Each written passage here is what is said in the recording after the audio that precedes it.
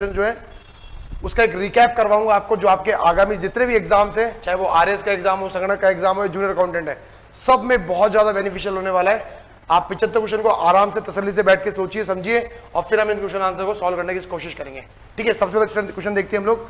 भारत में निम्न में से कौन सी संस्था उपभोक्ता मूल्य सूचकांक ग्रामीण, शहरी और संयुक्त को संकलित करती है और उसको जारी करती है? तो इसका सही ऑप्शन हो जाएगा हमारा एनएसएसओ, दिल्ली, नई दिल्ली है ना। ठीक है, देखो इसका आंसर देखो, मैं बता देता हूं आपको, इसका ऑप्शन को अपडेट कीजिए आप लोग।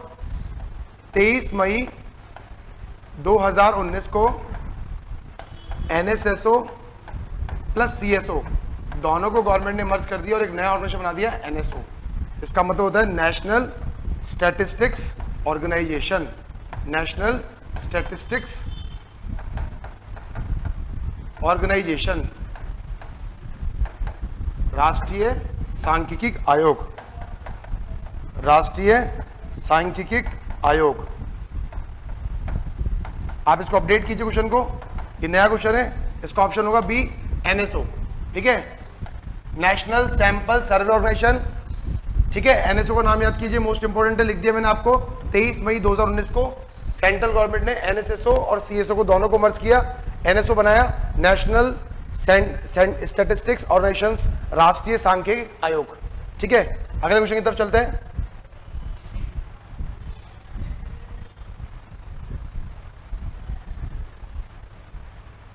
भारतमाला कार्यक्रम संबंधित है भारत में सड़क आधारभूत संरचना के विकास के लिए, भारत में रेल आधारभूत संरचना के विकास के लिए, भारत में दूर संचार क्षेत्र के विकास के लिए, या भारत में नागरिक उड्डयन उद्योग के विकास के लिए?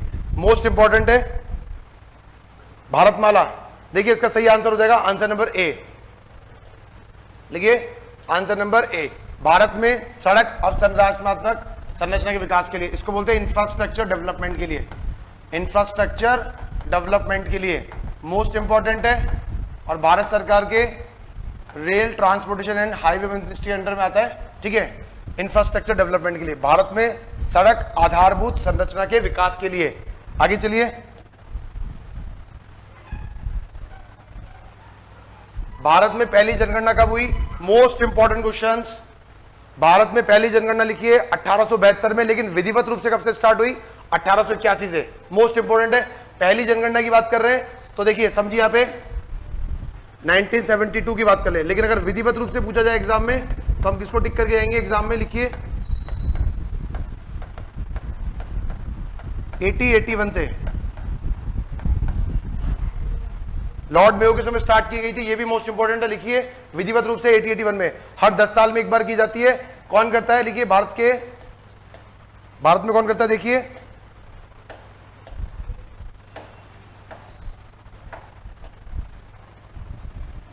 गृह मंत्रालय, गृह मंत्रालय। विश्व जनसंख्या दिवस कब मनाते हैं? लिखिए साथ साथ 11 जुलाई, 11 जुलाई। ठीक है, और हाल ही में भारत विश्व का सबसे अधिक, विश्व में सर्वाधिक जनसंख्या, सर्वाधिक जनसंख्या। ठीक है, भारत नंबर 1 पे आ गया है। देखिए भारत में पहली जनगणना स्टार्ट हुई 1872 से, लेकिन विधिवत रूप से कब से हुई? 1881 से। और किस मंत्रालय के अधीन आती है? गृह मंत्रालय के अधीन आती है, हर 10 साल में एक बार की जाती है। विश्व जनसंख्या दिवस मनाते हैं 11 जुलाई को, और भारत विश्व का सर्वाधिक जनसंख्या वाला क्या हो गया है? देश हो गया है। ठीक है, अगले क्वेश्चन की तरफ देखते हैं, चलिए।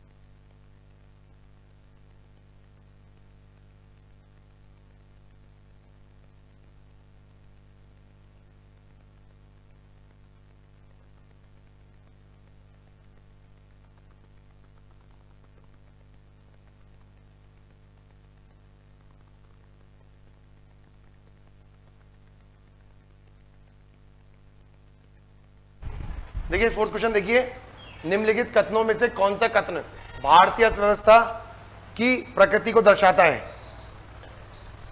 यह पिछड़ी हुई और परंपरागत है, यहां निर्धन और निरक्षर लोगों निवास करते हैं, यानी इनलिटरेट और पुअर पर्सन लीव करते हैं।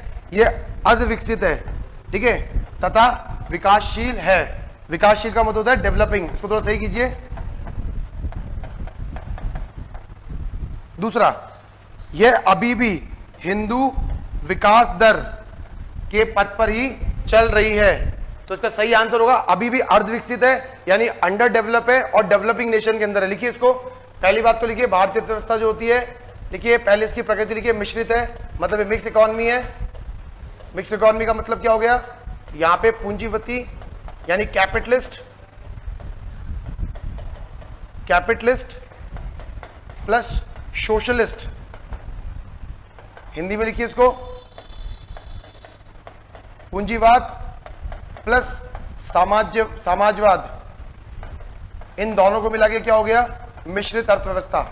और भारतीय अर्थव्यवस्था की प्रकृति कैसी है? मिश्रित। देखिए ये अभी अर्धविकसित है और विकासशील है, ये भी ध्यान रखना हमको इंपॉर्टेंट है। कैपिटलिस्ट और सोशलिस्ट इसको मिलकर क्या बन गई? ये मिक्स इकोनॉमी। सीधा क्वेश्चन आरएस के हिसाब से बन सकता है एग्जाम में कि भारतीय अर्थव्यवस्था की प्रकृति होती है, what is the nature of Indian economy, तो हम लिखेंगे कैपिटलिस्ट प्लस सोशलिस्ट, दोनों मिलकर क्या हो गई? मिश्रित। देखिए कैपिटलिस्ट इकोनॉमी कहां से है? USA, United state of America, और अगर मैं सोशलिस्ट की बात करूं तो ये होता है रशिया से। इन दोनों को हमने क्या करा? कंबाइंड किया और क्या बना दिया हमारी इकोनॉमी को? Mix economy. ठीक है, अगले क्वेश्चन की तरफ चलते हैं। नाबार्ड क्या है? देखिए नाबार्ड मोस्ट इंपोर्टेंट है, national bank for agriculture and rural development. National bank for agriculture and rural development, राष्ट्रीय कृषि एवं ग्रामीण विकास बैंक, मोस्ट इंपोर्टेंट है, राष्ट्रीय कृषि एवं ग्रामीण विकास बैंक। ठीक है, राष्ट्रीय कृषि एवं ग्रामीण विकास बैंक। शिव रमन समिति की सिफारिश पे भारत में 1982 के अंदर इसकी स्थापना की गई थी, नाबार्ड की, national bank for agriculture and rural development. इसके फुल फॉर्म में आप याद करके जाइए, यहां से आपको सीधे क्वेश्चन मिल सकता है। ठीक है, अगले क्वेश्चन की तरफ चलते हैं।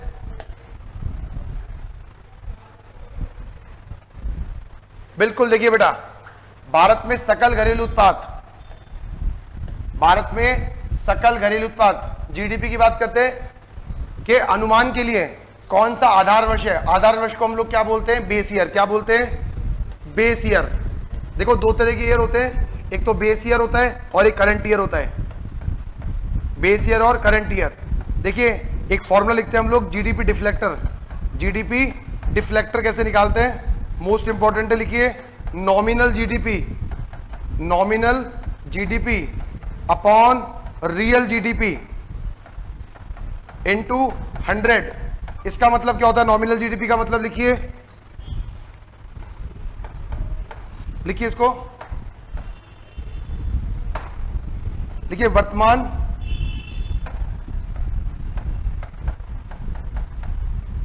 मूल्य, प्रचलित मूल्य डिवाइड बाय आधार वर्ष इनटू 100। इसको क्या लिखते हैं अपन लोग? P1 अपॉन P0 इनटू क्या लिखते हैं? 100। मोस्ट इंपॉर्टेंट है ये। इसका आधार वर्ष जो है 2011-12 है, ध्यान रखिए 2011-12। सकल घरेलू उत्पाद जीडीपी, हमारी जितनी भी आर्थिक गतिविधियां होती है, चाहे प्राथमिक क्षेत्र की हो, चाहे द्वितीयक क्षेत्र की हो, चाहे तृतीयक क्षेत्र की हो, इन सबका फाइनल जो वैल्यू होती है, फाइनल गुड्स एंड सर्विसेज की जो वैल्यू होती है, उन सभी को हम लोग क्या बोलते हैं? जीडीपी। सकल घरेलू उत्पाद जीडीपी के अनुमान हेतु वर्तमान में कौन सा आधार वर्ष है? 2011-12। इसको सरकार ने 18-19 को चेंज करने की बात करी है, लेकिन अभी तक 2011-12 ही चल रहा है। इंपॉर्टेंट क्वेश्चन है, देख के जाइए, आरएस के हिसाब से भी इंपॉर्टेंट हो सकता है। ठीक है, आगे चलते हैं।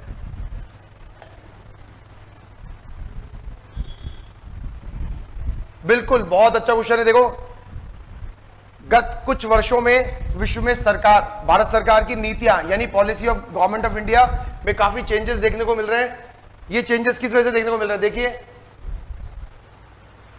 निम्नलिखित में से कौन सा सर्वाधिक महत्वपूर्ण नीतिगत परिवर्तन हो सकता है? प्रत्यक्ष विदेशी निवेश, जिसको बोलते हैं एफडीआई। क्या बोलते हैं इसको हम लोग? एफडीआई। क्या बोलते हैं? एफडीआई। बिल्कुल देखिए एफडीआई की सीमा को बढ़ाया जाना। बिल्कुल हमने विभिन्न क्षेत्रों में सीमाएं बढ़ा दी, बैंकिंग सेक्टर में बढ़ा दी है, बीमा सेक्टर्स में बढ़ा दिए इसकी इंश्योरेंस की सीमा। दूसरा सीमा शुल्क जिसको बोलते हैं कस्टम ड्यूटीज में कमी करना।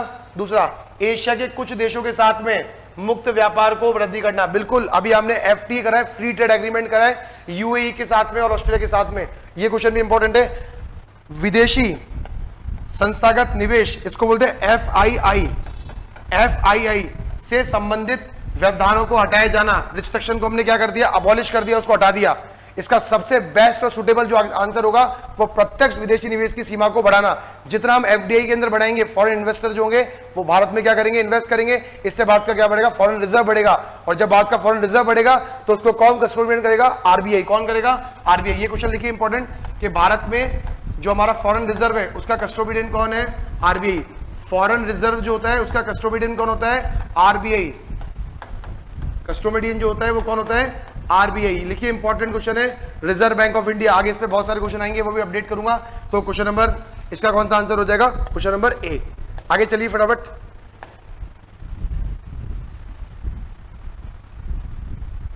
बिल्कुल देखिए अच्छा क्वेश्चन। निम्नलिखित में से कौन से वर्ष या किस वर्ष, लिखिए वर्ष, राजस्थान में नई औद्योगिक एवं निवेश नीति प्रस्तावित थी। विदेश नीति क्या थी, प्रस्तावित थी। देखिए बेटा इसका जो आंसर है वो 2010 होगा, लेकिन उसके बाद भी 2019 में भी आई है। लेकिन हाँ, नई औद्योगिक एवं विदेश निवेश नीति जो थी वो 2010 में आई है। तो इसका आंसर कौन सा हो जाएगा, ऑप्शन नंबर सी। कौन सा हो जाएगा, ऑप्शन नंबर सी।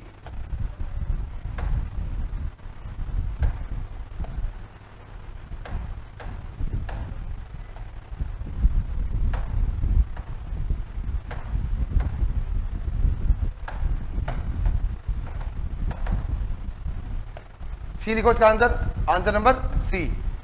ठीक है, आगे चलिए। बिल्कुल देखो यहां से क्वेश्चन देखिए, संस्थान जो भारत में राष्ट्रीय आय की गणना करता है, ठीक है, बिल्कुल इसको बोलते हैं नेशनल इनकम।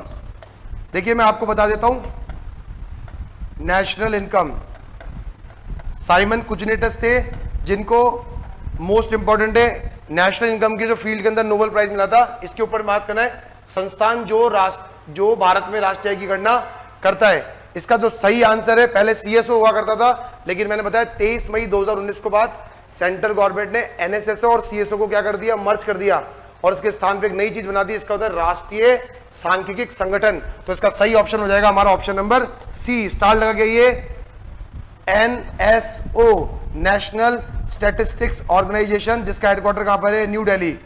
कहां पर है, न्यू दिल्ली। किस मिनिस्ट्री के अंडर में काम करता है, लिखिए ministry of statistics, ministry of statistics and programme implementation, ministry of statistics and programme इंप्लीमेंटेशंस।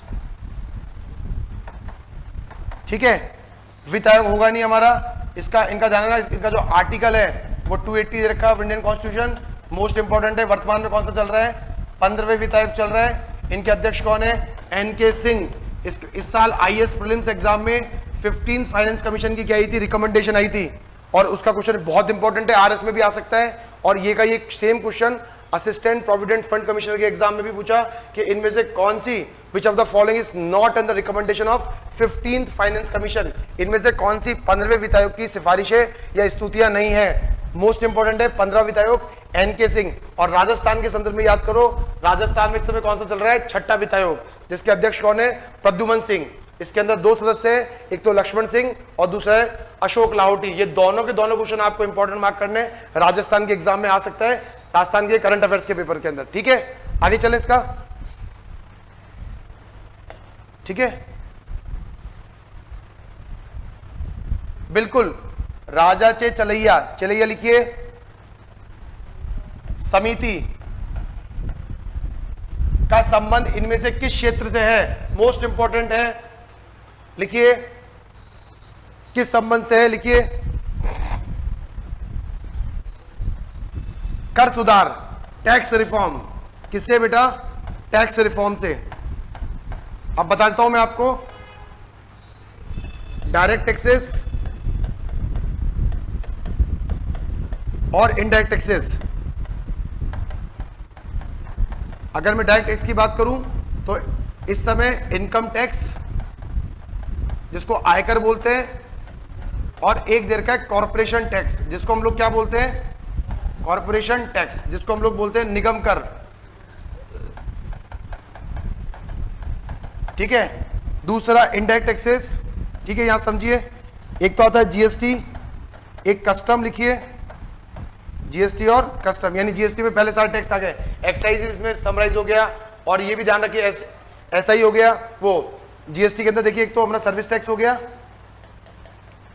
Excise हो गया, एंड अदर टैक्स, ये सब समराइज हो गया उसके अंदर। कस्टम अलग से, कस्टम अभी जीएसटी में इंक्लूड नहीं है। देखो अभी मैं 2-3 चीज बता देता हूं आपको इसके अंदर। अभी हाल ही में जीएसटी काउंसिल की मीटिंग हुई है, 50वीं मीटिंग हुई है, 50। देखिए जीएसटी काउंसिल जो होती है, लिखिए जीएसटी काउंसिल,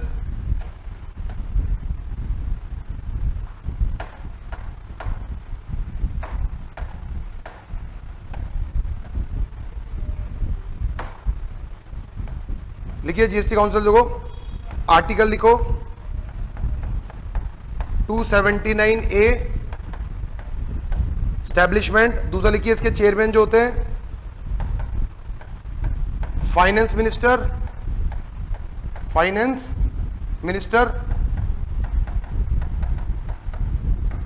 और तीसरा लिखिए राजस्थान को रिप्रेजेंटेट किसने किया था इस बैठक में, शांतिलाल धारीवाल।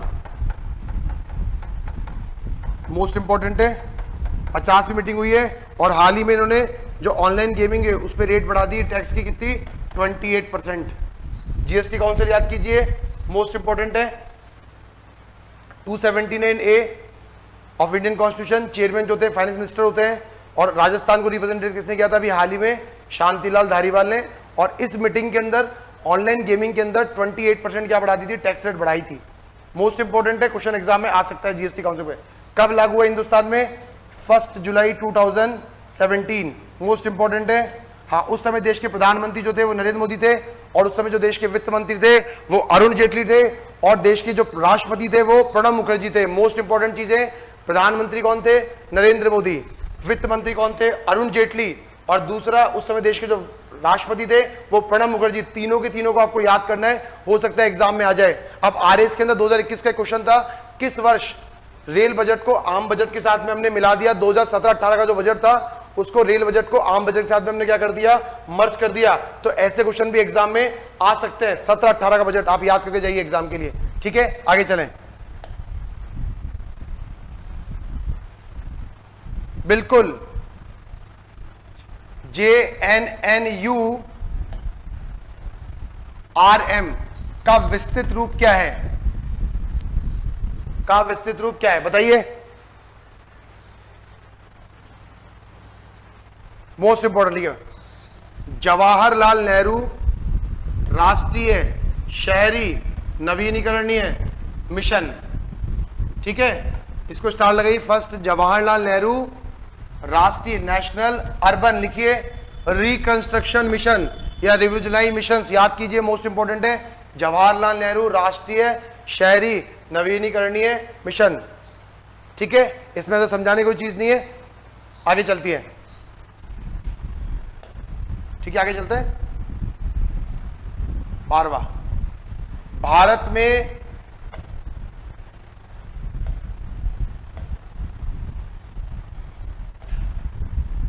में पहली औद्योगिक क्रांति की घोषणा किस वर्ष की गई थी।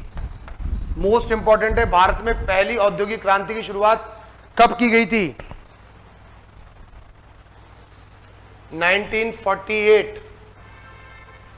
1948 औद्योगिक क्रांति की नीति की शुरुआत कब की गई थी, 1948।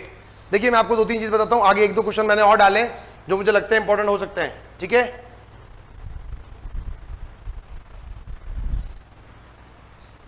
इसमें कोई समझाने की बात नहीं, सीधा क्वेश्चन स्ट्रेट फॉरवर्ड आएगा। ठीक है, आगे चलिए।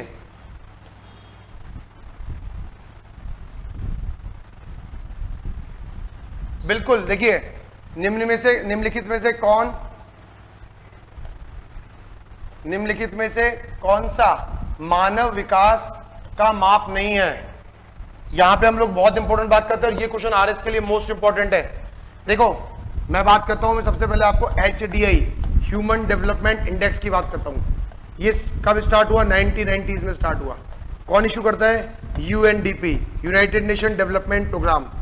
यूनाइटेड नेशन डेवलपमेंट प्रोग्राम, संयुक्त राष्ट्र विकास लिखिए कार्यक्रम, united nation development programme, development programme लिखिए इसको, डेवलपमेंट प्रोग्राम, ठीक है। और देखिए पाकिस्तान के इकोनॉमिक्स थे डॉक्टर महबूब उल हक, डॉक्टर महबूब उल हक, और हमारे अमर्त्य सेन, इन दोनों ने मिलकर इसको डेवलप किया। हालांकि जो मेन काम था वो तो महबूब उल ने किया, लेकिन उनकी जो सहयोग किया वो अमर्त्य सेन ने किया। और अमर्त्य सेन को कल्याण के अर्थशास्त्र में, कल्याण के क्षेत्र में, यानी अगर मैं बात करूं वेलफेयर इकोनॉमी, कल्याण के क्षेत्र में क्या मिलता है? नोबेल मिलता है, नोबेल मिला हुआ है, ठीक है, मोस्ट इंपॉर्टेंट है। और ये रिपोर्ट जो होती है हर साल आती है, यानी एनुअली, यानी वार्षिक, क्या बोलेंगे इसको? वार्षिक रिपोर्ट है, ठीक है। अगला लिखिए, इसके 3 संकेतक होते हैं, 3 इंडिकेटर होते हैं। एक तो देखो शिक्षा, कौन होता है? शिक्षा। क्या होता है? शिक्षा मतलब एजुकेशन। दूसरा क्या होता है बेटा? स्वास्थ्य यानी हेल्थ। तीसरा आय, इनकम। देखो एजुकेशन की बात करते हैं तो नंबर ऑफ ईयर स्कूलिंग की बात होते हैं। अगर मैं हेल्थ की बात करता हूं तो लाइफ एक्सपेक्टेंसी आप कितना जी सकते हो। और अगर मैं आय की बात करूं तो ये परचेजिंग पावर पैरिटी होती है, जिसको हम लोग इनकम में यानी यूएस डॉलर में क्या करते हैं? कैलकुलेट करते हैं। ये इंफॉर्मेशन आपके लिए काफी काम हेल्पफुल हो सकती है और ये क्वेश्चन आईएएस में पूछा हुआ भी है। HDI ह्यूमन डेवलपमेंट इंडेक्स, जिसको बोलते हैं मानव विकास सूचकांक, मानव विकास सूचकांक, ठीक है, का माप नहीं है। थोक, इसका ऑप्शन क्या आएगा? 1। इसको क्या बोलते हैं? थोक, wholesale price index, wholesale price index, ये इसका माप नहीं है, ठीक है। मोस्ट इंपॉर्टेंट है होलसेल प्राइस इंडेक्स। तो इसका ऑप्शन कौन सा है? कौन सा नहीं है? देखो पहले देखो कौन सा नहीं है, तो पहला ऑप्शन आ जाएगा थोक मूल्य सूचकांक। इस इंफॉर्मेशन को आपको याद करना है और यहां से डायरेक्ट एग्जाम में क्वेश्चन बन सकता है, ठीक है। आगे चले, कुछ और क्वेश्चंस भी कराऊंगा मैं, बहुत सारे क्वेश्चन है मेरे पास। आगे चलिए 14th, बिल्कुल देखो लिखा हुआ है यहां पे GNP और GDP में अंतर बताइए, डिफरेंस बताइए। आ जाओ समझाते हैं। मैं क्या बताना है हमको? डिफरेंस बताना है। अब देखो समझिए यहां पे एक बार, सबसे बड़ी बात देखो, अगर मैंने GDP में से डेप्रीशिएशन माइनस कर दिया तो क्या आता है हमारे पास? NDP। क्या आता है? NDP।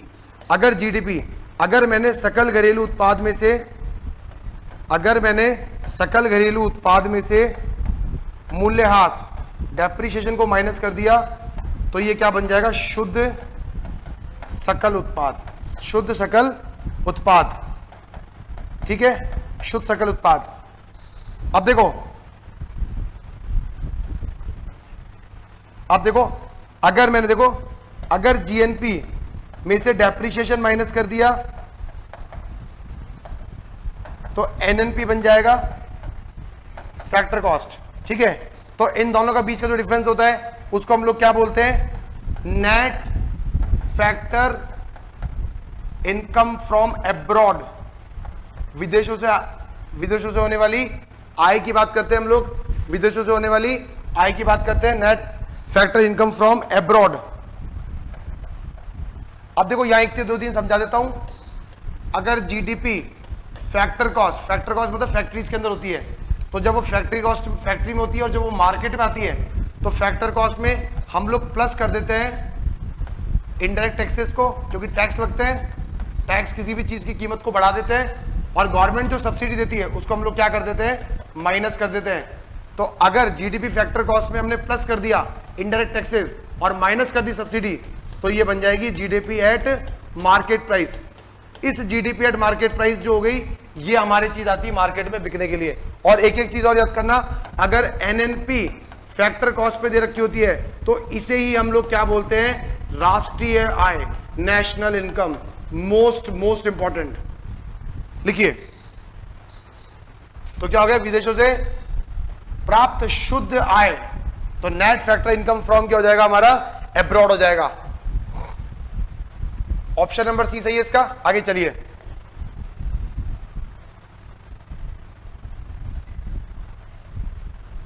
ये क्वेश्चन वापस आ गया। बिल्कुल, निम्नलिखित में से कौन सा राजकोषीय नीति का उद्देश्य नहीं है। देखो सबसे समझते हैं राजकोषीय नीति, जिसको हम लोग क्या बोलते हैं, फिस्कल पॉलिसी। क्या बोलते हैं, फिस्कल पॉलिसी। ये किससे लिंक करती है, गवर्नमेंट के इनकम और गवर्नमेंट के एक्सपेंडिचर। गवर्नमेंट की रेवेन्यू, गवर्नमेंट को पैसा कहां से मिलेगा और उस पैसे को गवर्नमेंट कहां खर्च करेगी, तो government revenue and government expenditure. इससे लिंक करती है, कौन करती है, फिस्कल पॉलिसी। फिस्कल पॉलिसी कौन तैयार करता है, हु प्रिपेयर फिस्कल पॉलिसी, तो इट इज प्रिपेयर्ड बाय, इसको कौन प्रिपेयर करता है, department of revenue, ministry of finance. कौन प्रिपेयर करता है, ministry of finance, department of revenue. अब क्या पूछा, कौन सा उद्देश्य नहीं है। देखिए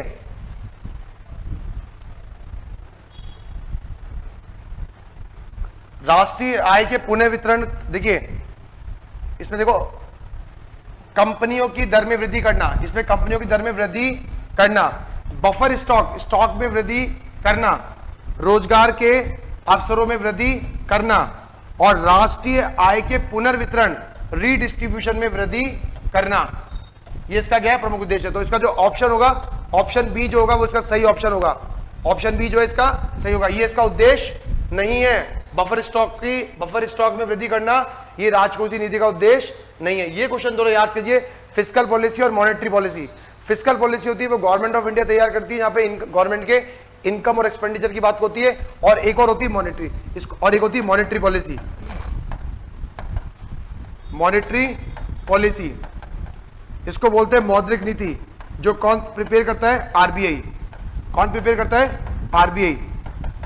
एक मॉनेटरी पॉलिसी कमेटी भी, जिसमें यूपीएससी ने 2016 में क्वेश्चन पूछा था कि मॉनेटरी पॉलिसी कमेटी का वर्क क्या होता है, वो काम क्या करती है।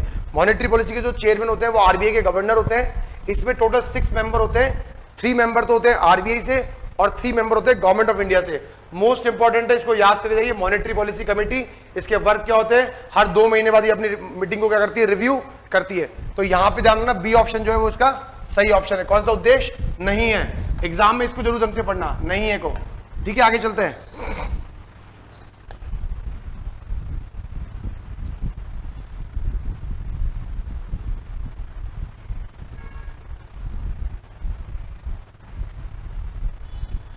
विकास के स्तर को, विकास के स्तरों को परिभाषित करने और मापने के लिए प्रथम प्रयास के रूप में मानव विकास सूचकांक तैयार करने के लिए निम्न में से कितने मापदंडों को प्रयोग में लिया था।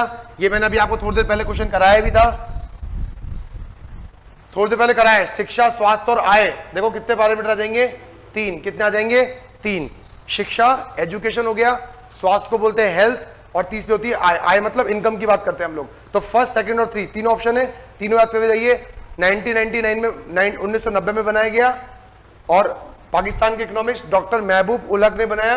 कौन इशू करता है, UNDP, united nation development programme. ठीक है, हर साल इसकी रिपोर्ट आती है। आगे चलते हैं।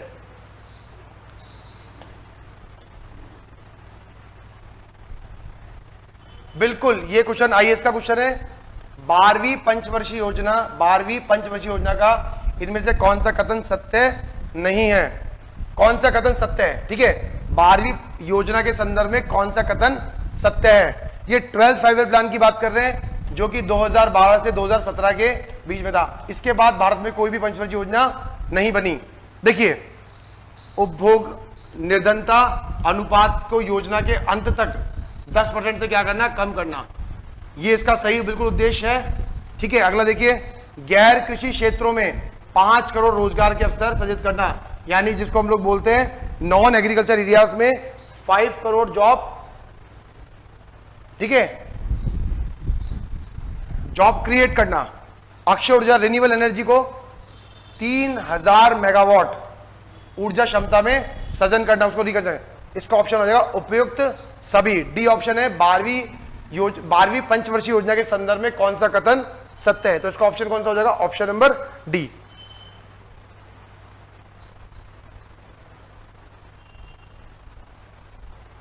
ठीक है, अगला चलते हैं आगे।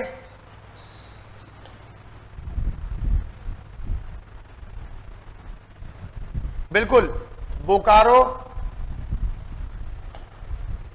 कहां स्थित है?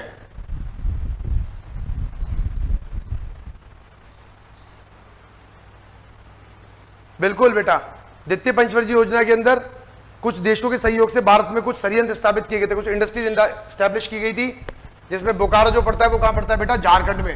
राउरकेला पड़ता है उड़ीसा के अंदर, लिख लीजिए यहां पे राउरकेला, राउरकेला लिखिए।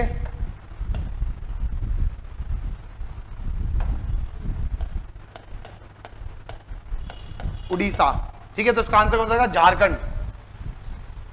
ठीक है, एक बार भारत का मैप भी देख के जाइए, क्योंकि मुझे लगता है इस बार मैप से भी 2-3 क्वेश्चन एग्जाम में पूछे जा सकते हैं। ठीक है, बोकारो कहां पड़ता है, झारखंड के अंदर। अगला चलते हैं हम लोग।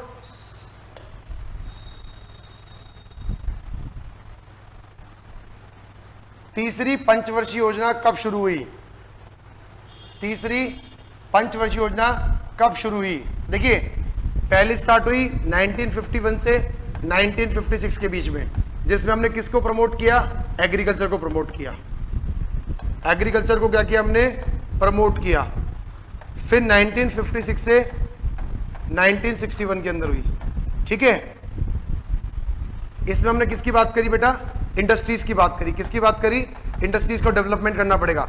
सिर्फ प्राइमरी सेक्टर को बढ़ाने से कुछ नहीं होगा, अगर हमें एम्प्लॉयमेंट क्रिएट करना है और इंडिया की जीडीपी में कंट्रीब्यूशन बढ़ाना है, सेकेंडरी सेक्टर्स का, मैन्युफैक्चरिंग सेक्टर्स का, बैकबोन ऑफ इंडियन इकोनॉमी का, तो हमें क्या डेवलप करनी पड़ेगी, इंडस्ट्री डेवलप करनी पड़ेगी।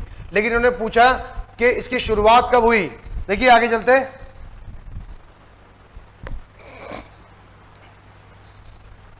देखिए बेटा, अब देखो ये खत्म हुई, इसके तुरंत बाद 1961 से 1966 के बीच में ये शुरुआत हुई।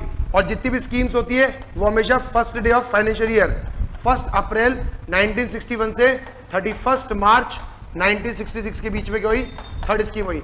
इसके बाद ध्यान रखना, 1966 से लेकर 1969 के बीच में कोई भी स्कीम स्टार्ट नहीं हुई, तो इसको बोलते हैं योजना अवधि। मोस्ट इंपॉर्टेंट आगे क्वेश्चन भी आएगा इसके ऊपर। तो तीसरी पंचवर्षीय योजना कब स्टार्ट हुई, 1 अप्रैल 1961 से 31 मार्च 1966 के बीच की स्टार्ट हुई। तो इसका ऑप्शन कौन सा आ जाएगा, ऑप्शन नंबर सी बेटा, मोस्ट इंपॉर्टेंट है। आगे चले,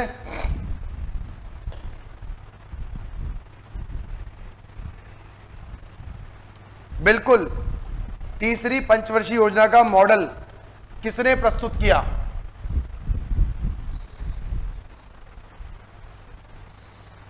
अच्छे अच्छे क्वेश्चन लाए हूं सारे, एक से एक। लिखिए, सुखमय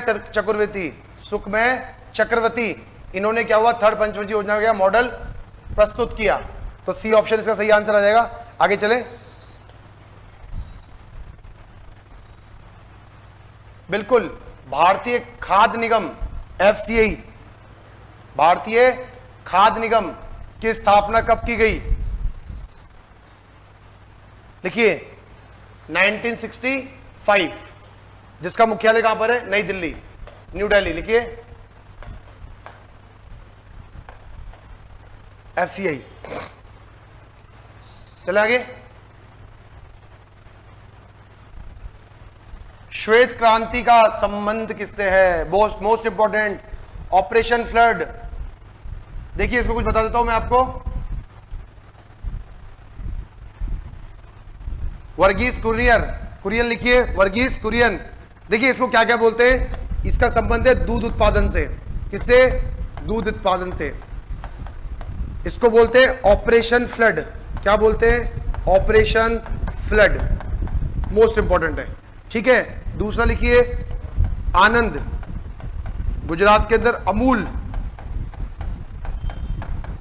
अमूल लिखो।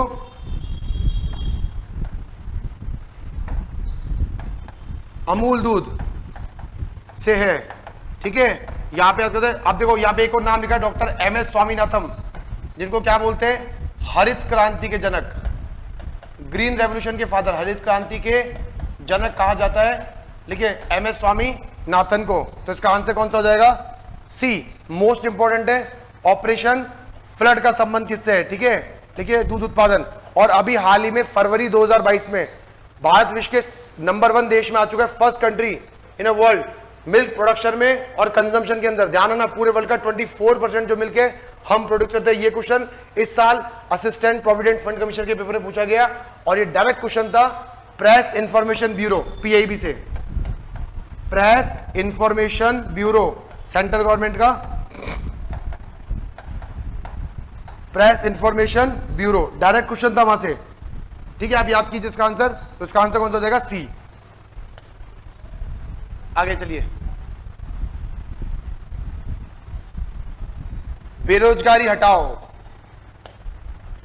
गरीबी हटाओ, और यहां पे आ गई बेरोजगारी हटाओ का नारा किस पंचवर्षीय योजना के दौरान दिया गया था?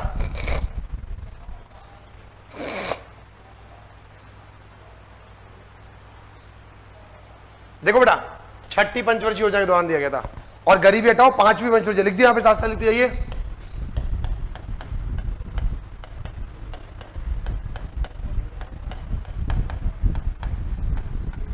पांचवी पंचवर्षीय योजना के दौरान। ठीक है, इसको थोड़ा इंपॉर्टेंट मार्क कीजिए, दोनों इंपॉर्टेंट है, 5वीं और छठी। ठीक है, आगे चले। जो चीज मुझे लगेगी समझाना होगा मैं वहां मत समझाऊंगा। बिल्कुल, ये क्वेश्चन इंपॉर्टेंट है। योजना आयोग के स्थान पे, देखिए योजना आयोग के स्थान पे इसको बोलते हैं प्लानिंग कमीशन। ये भी एक गैर संवैधानिक आयोग था और इसकी स्थापना मोस्ट इंपॉर्टेंट है, लिखिए 1 अप्रैल 1950 में की गई थी। इसके स्थान पे नीति आयोग का गठन किया और इसका क्वेश्चन आईएएस प्री 2016 में पूछा गया। बिल्कुल सिंपल, इसकी परिभाषा बताइए, परिभाषा बताइए, इसकी सिर्फ फुल फॉर्म बताइए। देखिए बहुत सिंपल देखता हूं मैं। देखिए सबसे देखो कब गठन किया था, तो 1 जनवरी 2015। सारे एग्जामों में पूछा जा रहा है। लिखिए इसके बारे में कुछ बताता हूं मैं। National institute for transforming India, transforming, ING लिखा हुआ है, ट्रांसफॉर्मिंग इंडिया। ठीक है, स्टैब्लिशमेंट कब हुआ? 1 जनवरी 2015। इसके चेयरमैन जो थे वो पीएम होते हैं, प्राइम मिनिस्टर ऑफ इंडिया। ठीक है, पीएम आप लिखी जाइए। इसके प्रेजेंट टाइम में जो सीईओ हैं और जो इसके वाइस प्रेसिडेंट हैं, वाइस प्रेसिडेंट तो है सुमन के बेरी, सुमन के बेरी, और जो सीईओ है वो सुब्रमण्यम।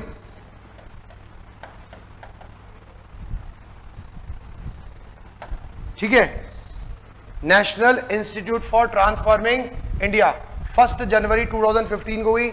चेयरमैन पीएम होते हैं, सीईओ जो है उसके वी आर सुब्रमण्यम है और वाइस प्रेसिडेंट जो है सुमन के बेरी। मोस्ट इंपॉर्टेंट है, याद कीजिए। 1 जनवरी 2015। ये भी एक नॉन कॉन्स्टिट्यूशनल बॉडी है। ये गवर्नमेंट का क्या है बेटा? Think tank. क्या है? गवर्नमेंट का थिंक टैंक। और ये भी non constitutional body, most important, non constitutional body. ठीक है, नॉन कॉन्स्टिट्यूशनल बॉडी। आगे चलिए फटाफट, यहां से क्वेश्चन आपको मिल जाएगा। National institute for transforming India 26 पे ये आ गया। अगला क्वेश्चन,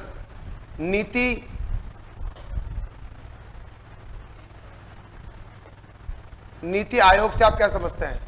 देखो, national institute for transforming India, national institute for transforming India, national institute for transforming India. वही क्वेश्चन वापस रिपीट हो गया। अब की बार आरओ में भी आया था, मुझे लगता है आरएस में भी क्वेश्चन आ सकता है। इनकी सारी रिपोर्ट देख लेना बेटा, इनकी जितनी भी रिपोर्ट दे रखी है वो सारी रिपोर्ट इंपॉर्टेंट है। 2018 में आईएएस प्रीलिम्स में क्वेश्चन आया, 2019 में क्वेश्चन आया यहां से। ठीक है, और फिर आरएस में तो क्वेश्चन आ ही सकता है यहां से। ठीक है, चलते आगे।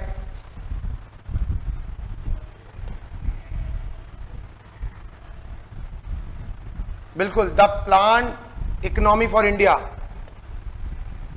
नामक पुस्तक के लेखक कौन थे? मोस्ट इंपॉर्टेंट लिखिए, एस विश्वेश्वरैया लिखिए, इंपॉर्टेंट है, मोस्ट इंपॉर्टेंट 1934, ये भी सन ईयर आपको याद रखना पड़ेगा, मोस्ट इंपॉर्टेंट। लिखिए आगे,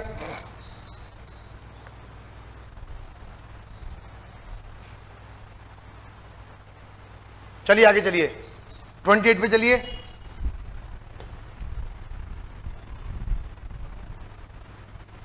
बॉम्बे प्लान कब आया?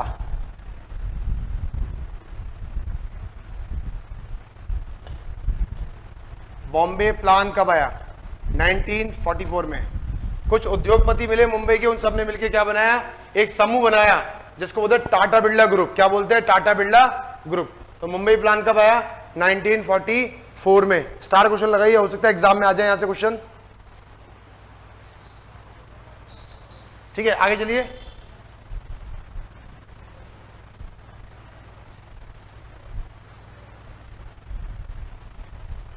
दो 2011 की जनगणना की अनुमानित लागत कितनी थी?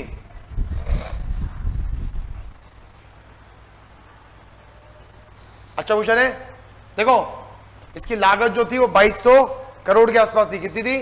2200 करोड़। तो ऑप्शन नंबर बी क्या होगा? बिल्कुल करेक्ट। आगे चलिए,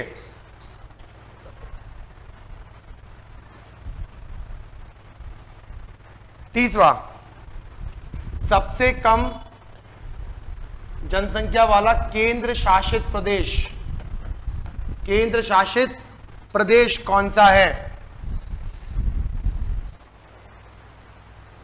देखिए अभी वर्तमान में भारत में 28 राज्य हैं और 28 स्टेट है और 8 यूनियन टेरिटरी है। ठीक है, इसका एक और ज्यादा देखो, दादरा और दमन एंड द्वीप्स और दादरा और नगर हवेली, इन दोनों को सेंट्रल गवर्नमेंट ने क्या कर दिया? मर्ज कर दिया 26 जनवरी 2020। इन दोनों को मर्ज कर दिया है। पहले 9 थी, अब कितनी हो गई है? 8। अंडमान और निकोबार हो गई और एक लक्षद्वीप। तो इसका सही आंसर क्या हो जाएगा हमारा? A option, Lakshadweep. ठीक है, हाँ। अब हमारी जितनी भी यूटीज है उन सब में जो हमारी यूटीज है उसमें ध्यान रखना, 4 यूटीज जो है वो तो लैंडलॉक है और 4 यूटी क्या है? कोस्टल्स है। लैंडलॉक का मतलब होता है जिसकी चारों की चारों सीमा जो होती है किसी स्थल से घिरी होती है। और अगर मैं कोस्टल स्टेट्स की बात करूं जिसकी 3 बाउंड्री जो है वो तो लैंड से अटैच होती है और 1 बाउंड्री जो होती है वो वाटर से अटैच होती है। जैसे 2015 क्वेश्चन लेता हूं आईएएस का कि इनमें से भारत के कितने तटीय राज्य हैं, how many coastal state in India. तो एक बार यहां देख लीजिए, देखो यहां समझाता हूं मैं एक बार। देखो यहां से गुजरात के स्टार्ट करूं तो गुजरात हो गया पहला स्टेट, इसके बाद में बात करूं तो महाराष्ट्र हो गया, फिर गोवा, फिर हमारा कर्नाटका, फिर लास्ट में कौन सा हो गया? केरला। 5 स्टेट तो ये हो गए। यहां हो गया हमारे पास में तमिलनाडु, उससे ऊपर बात करूंगा तो आंध्र प्रदेश, उससे ऊपर बात करूं तो उड़ीसा और उससे ऊपर बात करूं तो वेस्ट बंगाल। तो 5 + 4 कितना हो गया? 9। ये होते हैं वेस्टर्न घाट के अंदर। किसमें होते हैं? वेस्टर्न घाट में। और ये किसमें होते हैं? हमारे ईस्टर्न घाट में। कितने स्टेट हो गए? 9 स्टेट हो गए कोस्टल स्टेट। सीधे क्वेश्चन आपको याद होना चाहिए, भारत के कितने तटीय राज्य हैं? 9। कुछ एक्स्ट्रा इंफॉर्मेशन दे दी इसकी वजह से, यहां ध्यान रखना, यहां पड़ता है अंडमान और निकोबार, यहां पड़ता है पौंडीचेरी, यहां पड़ता है लक्षद्वीप और यहां पड़ता है अरेबियन सी, जिसको बोलते हैं अरब सागर। ठीक है, और यहां पड़ता है हमारा इंडियन ओशन। ठीक है, जहां पे तीनों मिलते हैं उस जगह को बोलते हैं कन्याकुमारी। क्या बोलते हैं? कन्याकुमारी। ज्योग्राफी का भी एक सेशन लेके आएंगे जिसमें सारे क्वेश्चन आंसर में कंप्लीट कराऊंगा हर एग्जाम्स के, चाहे कोई सा भी एग्जाम्स हो उसके ऊपर। ठीक है, ईस्ट और वेस्टर्न घाट। ठीक है, समझ में? अभी एक क्वेश्चन देखो, एनडीए 2023 का क्वेश्चन। क्या क्वेश्चन आया कि ट्रॉपिकल ऑफ कैंसर, यानी ट्रॉपिकल ऑफ कैंसर जिसको बोलते हैं कर्करेखा, भारत के कितने राज्यों से गुजरती है? सबको पता है 8 राज्यों से गुजरती है। क्वेश्चन कैसे पूछा इन्होंने? 2 coastal + 6 landlocked + 6 landlocked. 2 coastal + 6 landlocked. बिल्कुल, 2 कोस्टल इलाके, एक तो हो गया गुजरात, दूसरा हो गया वेस्ट बंगाल। देखो गुजरात के बाद में राजस्थान हो गया, मध्य प्रदेश हो गया, छत्तीसगढ़ हो गया, झारखंड हो गया। ठीक है, ये तो हो गया हमारे पास 5 और 2 और बचे हमारे त्रिपुरा और मिजोरम। त्रिपुरा और कौन सा हो गया? मिजोरम। तो हमारा आंसर क्या हो जाएगा? देखो 2 तो कोस्टल स्टेट्स है और 6 कितने हैं बेटा? लैंडलॉक। तो टोटल कितने स्टेट हो गए? 8 स्टेट हो गए। ऐसे क्वेश्चन की तैयारी करके जाइए क्योंकि ये क्वेश्चन इस साल एनडीए 2023 के एग्जाम में पूछा गया था। ठीक है, आगे चलते हैं।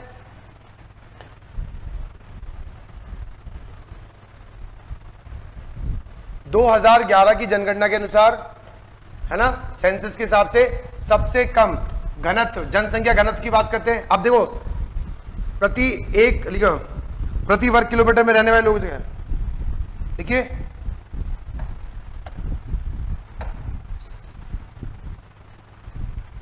एक वर्ग किलोमीटर में निवास करने वाले लोग, निवासियों की संख्या को हम लोग क्या बोलते हैं? जनसंख्या घनत्व। सबसे कम की अगर मैं बात करूं तो इसमें अरुणाचल प्रदेश दे रखा है ऑप्शन, बिल्कुल सबसे कम तो अरुणाचल प्रदेश ही हमारा, 17 लोग निवास करते हैं। कितने? 17। और दिल्ली, फिर उसके बाद बिहार। देखिए यहां पे अब देखो कैसे निकालते हैं, एग्जाम में क्वेश्चन भी पूछ सकते हैं। Area upon population,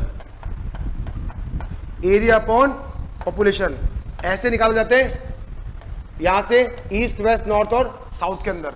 area upon क्या निकालता है? जो इसका आ रहा है वो स्क्वायर किलोमीटर में आता है, ध्यान रखना इसका जो आंसर होता है एरिया अपॉन पॉपुलेशन। तो इसका आंसर क्या हो गया? अरुणाचल प्रदेश। कितने? 17 लोग रहते हैं 1 किलोमीटर में, पर्सन 17% पर किलोमीटर ना, पर्सन पर किलोमीटर के हिसाब से। देखिए यहां से क्वेश्चन एग्जाम में बन सकता है, मैंने बता दिया। प्रति वर्ग किलोमीटर रहने वाले निवासियों की संख्या को हम लोग क्या बोलते हैं? जनसंख्या घनत्व। कैसे निकालते हैं? Area upon population. ठीक है, अरुणाचल प्रदेश। आगे चलिए,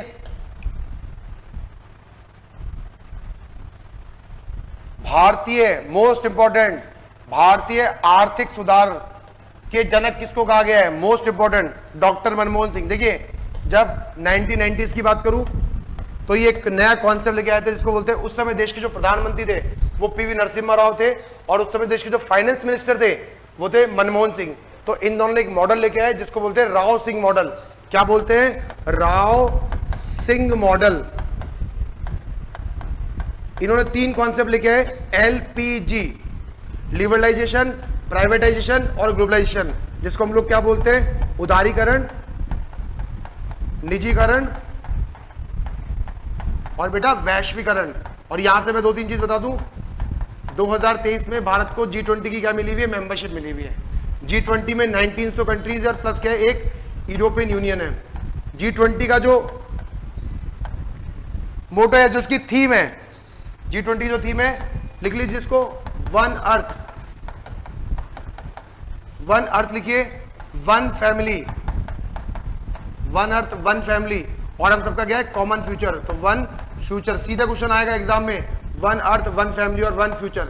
अभी क्वेश्चन आया था असिस्टेंट प्रोविडेंट फंड कमीशन में G20 के मेंबर्स के ऊपर। ठीक है, हाँ इंडिया इसका मेंबर है, लेकिन इंडिया G8 का मेंबर नहीं है। G8 तो पहले था, लेकिन 2014 में जैसे रशिया ने क्रीमिया का एनेक्सेशन कर लिया तो रशिया को G8 से बाहर कर दिया, अब वो क्या बन गया? G7।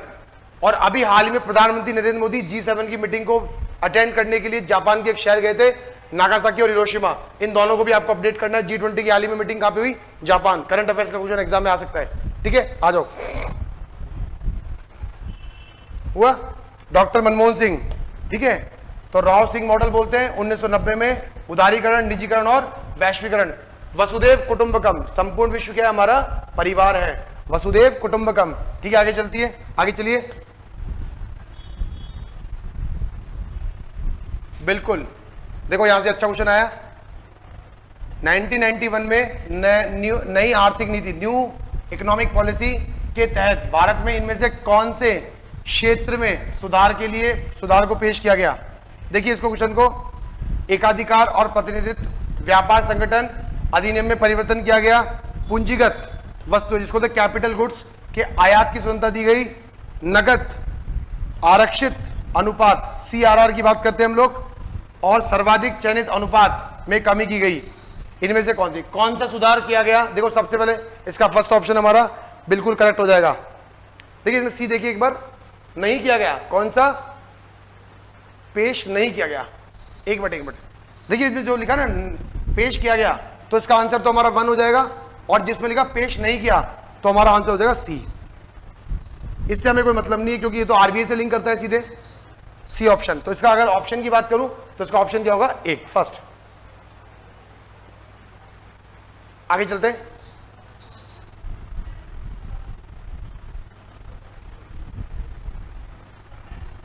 34। बिल्कुल, भारत में हिंदू संवृद्धि दर निम्न में से किससे संबंधित है? लिखिए, राष्ट्रीय आय से। मोस्ट इंपॉर्टेंट, डी लगाइए, लगाइए डी। इसके बाद अगला क्वेश्चन चलते हैं। बिल्कुल, भारत में सकल घरेलू उत्पाद के अनुमान हेतु वर्तमान में कौन सा आधार वर्ष है? 2011-12। ये क्वेश्चन तो रिपीट हो गया, 2011-12।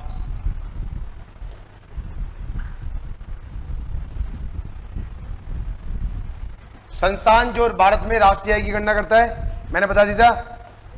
ये क्वेश्चन भी रिपीट, नेशनल स्टैटिस्टिक्स ऑर्गेनाइजेशन। ठीक है, सी ऑप्शन लगाइए, आगे चलिए।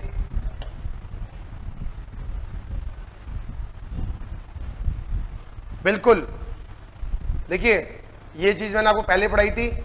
शुद्ध राष्ट्रीय आय यानी नेट नेशनल इनकम प्राप्त करने के लिए सकल राष्ट्रीय आय में से किसको माइनस करते हैं हम लोग? अभी बताया था मूल्यह्रास, जिसको हम लोग क्या बोलते हैं? डेप्रीशिएशन।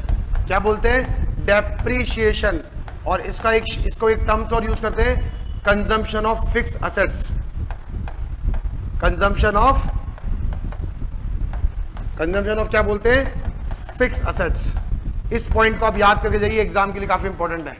ठीक है, बजट का मतलब क्या होता है? सेविंग्स। निवेश को बोलते हैं इन्वेस्टमेंट, और ब्याज को क्या बोलते हैं? इंटरेस्ट। ठीक है, तो इसका ऑप्शन क्या हो जाएगा? Option number A.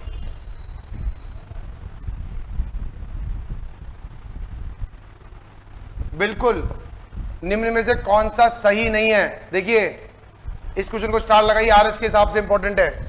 निम्न में से कौन सा सही नहीं है?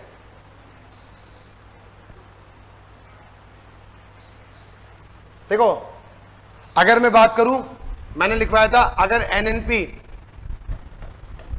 एनएनपी मार्केट प्राइस पे दे रखी है, कैसे आती है?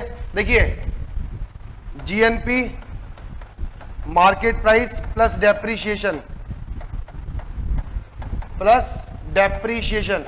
पहला स्टेटमेंट तो ठीक है। दूसरा देखिए, बाजार कीमत पे एनडीपी, तो एनडीपी किस पे आ रही है? मार्केट प्राइस पे। बाजार कीमत पे एनएनपी, तो एनएनपी जो हो गई market price plus NIFC, net factor income from abroad. ये भी ऑप्शन सही है। तीसरा देखिए, कारक लागत, अभी आ गई फैक्टर कॉस्ट। क्या आ गई? फैक्टर। अगर एनडीपी फैक्टर कॉस्ट पे दे रखी है, तो इसका मतलब देखिए, बाजार कीमत पे एनडीपी, तो एनडीपी मार्केट प्राइस अप्रत्यक्ष, देखो इसमें लिखा हुआ है अप्रत्यक्ष कर प्लस इनडायरेक्ट टैक्सेस और माइनस सब्सिडी। ये भी ठीक है। अब देखिए, फर्स्ट सेकंड और थर्ड सब सही है, सबके फॉर्मूले लिख दिए मैंने आपको। कारक लागत जीडीपी, अगर जीडीपी दे रखी है, देखिए किस पे? फैक्टर कॉस्ट पे। अभी थोड़ी देर पहले लिखवाया था मैंने आपको, तो देखो इसमें क्या लिखा है? कारक लागत पे एनडीपी फैक्टर कॉस्ट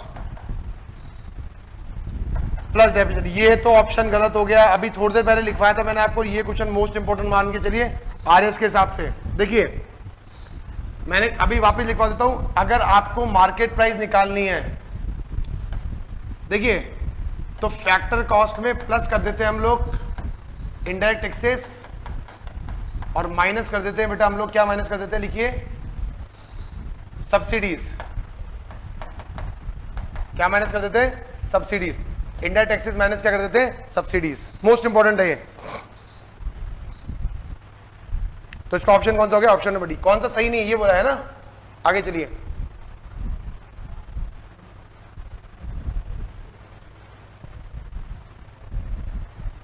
निम्न में से कौन सा कथन सत्य है? राष्ट्रीय आय का मतलब होता है कारक लागत पे एनडीपी माइनस विदेशों से प्राप्त शुद्ध आय। दूसरा, कारक लागत पे क्या लिखा हुआ है? जीएनपी, बाजार कीमत पे जीएनपी प्लस शुद्ध आय, अप्रत्यक्ष कर, शुद्ध अप्रत्यक्ष कर रहे हैं।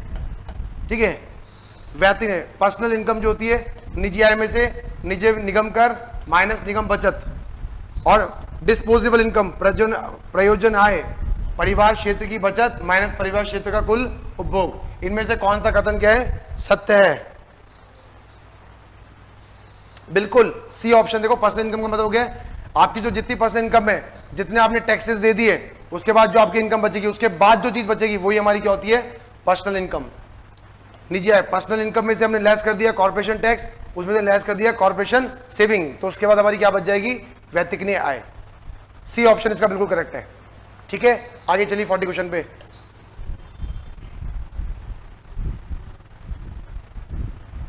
बिल्कुल, निम्न राज्यों में किस राज्य की किस एक की प्रति व्यक्ति चालू कीमत पर आय वर्ष 2014-15 में सबसे कम थी?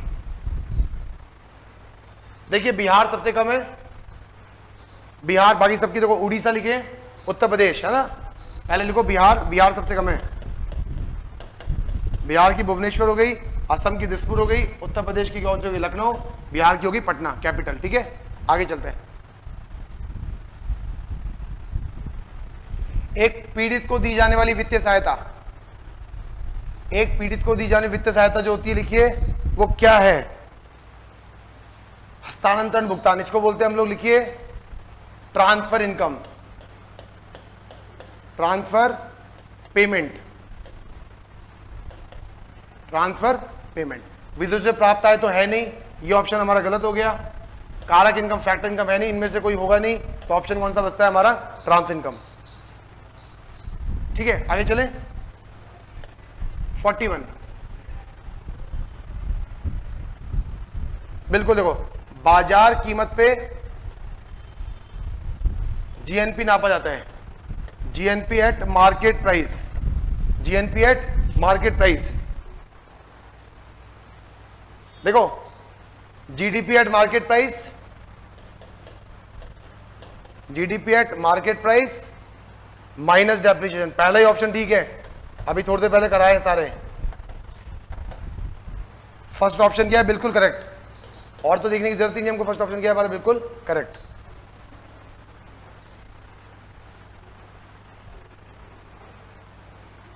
। 43 चलते हैं ना, 43।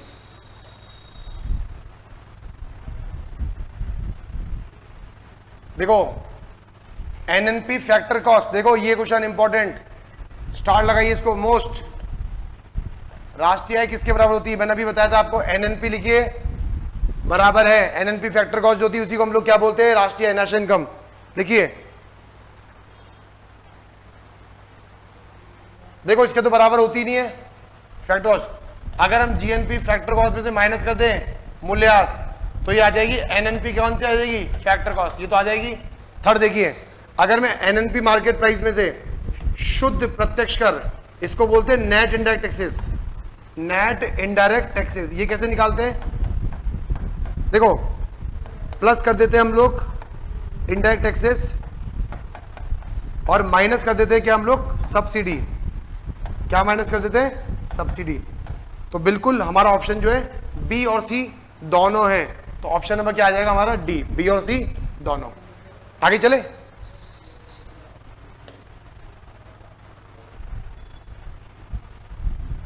देखो व्यतिकनीय आय का मतलब होता है पर्सनल इनकम बराबर है किसके बराबर है, देखिए वही अभी बताया था कि निजी आय जो आपकी पर्सनल इनकम है उसमें से टैक्स कम कर दिया, और जो अनडिस्ट्रीब्यूटेड प्रॉफिट है उसको भी हमने क्या कर दिया, माइनस कर दिया। देखिए आपके एग्जाम के लिए मोस्ट इंपोर्टेंट चैप्टर है नेशनल इनकम, इसलिए मैंने नेशनल इनकम के बहुत सारे टॉपिक लिए हैं। National income most important topic है हमारे एग्जाम के लिए, मोस्ट इंपोर्टेंट, ठीक है, चाहे कोई सा भी एग्जाम हो। चलिए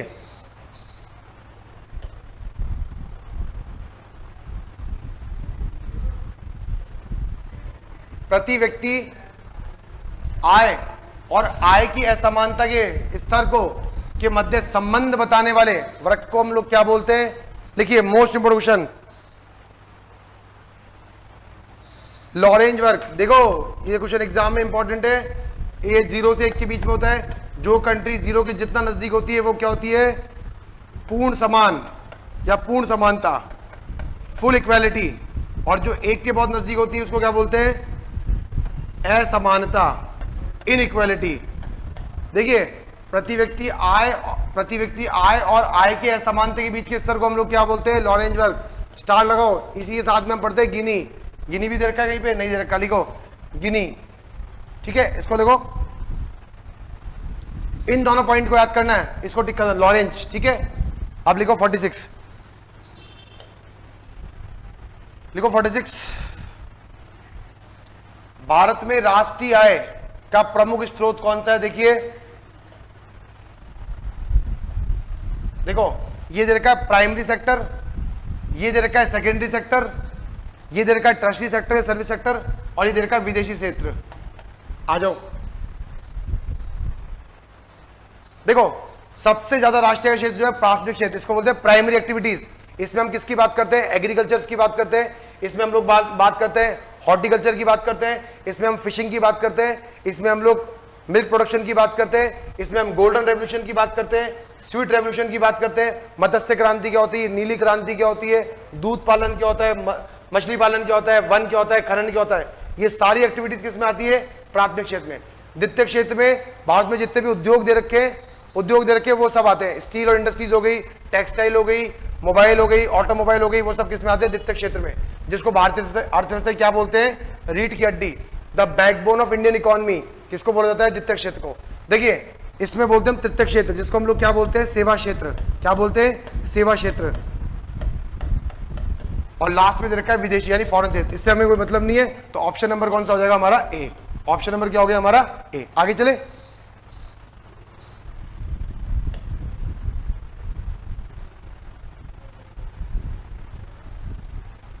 बिल्कुल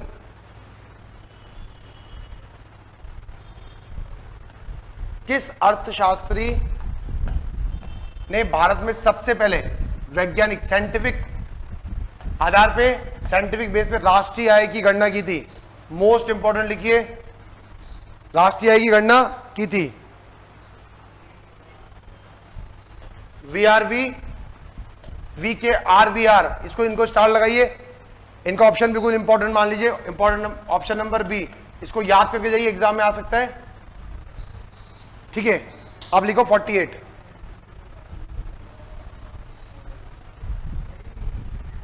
भारत में राष्ट्रीय आय के प्राक्कलन तैयार किए जाते हैं, कौन करता है? केंद्रीय सांख्यिकी संगठन। अब देखिए मैंने फिर बताया आपको, ये चेंज हो चुका है। अब ये राष्ट्रीय सांख्यिकी क्या होगा? संगठन होगा। पहले CSO था, अब क्या हो गया? NSO, राष्ट्रीय सांख्यिकी संगठन है ना, ऑर्गेनाइजेशन को।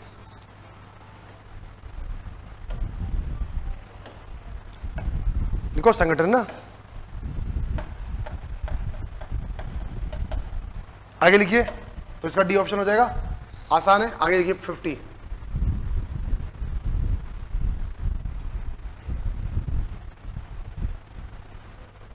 उन्नीस में भारत सरकार द्वारा नियुक्त राष्ट्रीय आयोग समिति, जो कमेटी थी, उसके अध्यक्ष निम्नलिखित में से कौन थे? मोस्ट इंपॉर्टेंट, वही CRV राव। ये ऑप्शन, ठीक है, ये ऑप्शन होगा नहीं, ये नहीं है, ये तो ऑप्शन में कौन सा आ जाएगा? ए। ठीक है, अगले चले 50। भारत का आर्थिक सर्वेक्षण, इकोनॉमिक सर्वे, प्रत्येक वर्ष सरकारी तौर पे किस तरह प्रकाशित किया जाता है? लिखिए, भारत सरकार के वित्त मंत्रालय द्वारा, और वित्त मंत्रालय में एक डिपार्टमेंट है, department of economic affairs, department of economic affairs. इसको हिंदी में बोलेंगे आर्थिक मामलों के विभाग, आर्थिक मामलों के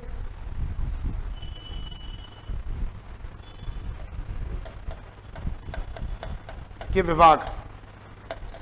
देखो इसके अंदर एक बहुत इंपॉर्टेंट पोस्ट होती है जिसको बोलते हैं चीफ इकोनॉमिक एडवाइजर, जो प्रिपेयर करता है chief economic adviser, chief economical adviser, मुख्य आर्थिक सलाहकार, एडवाइजर, ये इसको प्रिपेयर करता है। तो इसका आंसर हो जाएगा भारत सरकार के वित्त मंत्रालय। देखिए ये आता है 31 मार्च को, 31 जनवरी को, और उसके एक दिन बाद क्या आता है हमारा आम बजट 1 फरवरी को। कब आता है? 1 फरवरी को। 31 जनवरी को उससे एक दिन पहले आता है आर्थिक सर्वेक्षण, जिसमें सरकार क्या होता है, भारत में कहीं भी, भारतीय संविधान में कहीं भी बजट शब्द का उल्लेख नहीं है, ये भी ध्यान रखना आप लोग। आर्थिक सर्वेक्षण जो होता है वो बजट से हमेशा कितने एक दिन पहले आता है। इसमें गवर्नमेंट का विजन आता है कि गवर्नमेंट नेक्स्ट ईयर में क्या क्या अचीव करेगी और गवर्नमेंट ने प्रीवियस ईयर में क्या अचीव किया, उन दोनों के बीच का डिफरेंस हम देखा जाता है। फिर हम देखते हैं आगे हमें और कितना करेक्ट करना है इस स्कीम्स के ऊपर, किस स्कीम्स पे हमको पैसा और अलोकेट करना है, किस स्कीम से हमको पैसा को विड्रॉल करना है, वापस करना है, ठीक है, ये सब सरकार देखती है। इसको बोलते हैं इकोनॉमिक सर्वे। आइए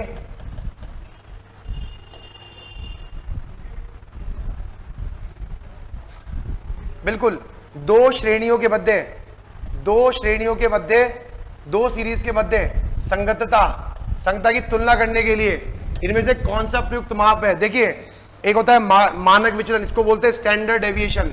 क्या बोलते हैं? Standard deviation. ये होता है माध्य, मीन डेविएशन। परिसर या विस्तार, इसको बोलते हैं रेंज। क्या बोलते हैं? रेंज। ये आ रहा है विचलन गुणांक। क्या आ गया? विचलन गुणांक। इसको बोलते हैं coefficient of range, coefficient of variance, coefficient of variance. कैसे निकालते हैं? Standard deviation upon mean into 100। क्या लिखते हैं? Mu upon x bar into 100, S D upon x bar into 100। तो इसका ऑप्शन क्या आ जाएगा? Option number C. संगतता कि कौन कितने कितना कंपैरिजन में, कौन कितना कितने वेरिएंस में, सबसे उपयुक्त मार्क या प्रयुक्त मार्क कौन सा होगा? सी, विचलन गुणांक। देखो फॉर्मूला भी लिख दिया मैंने इसके साथ साथ।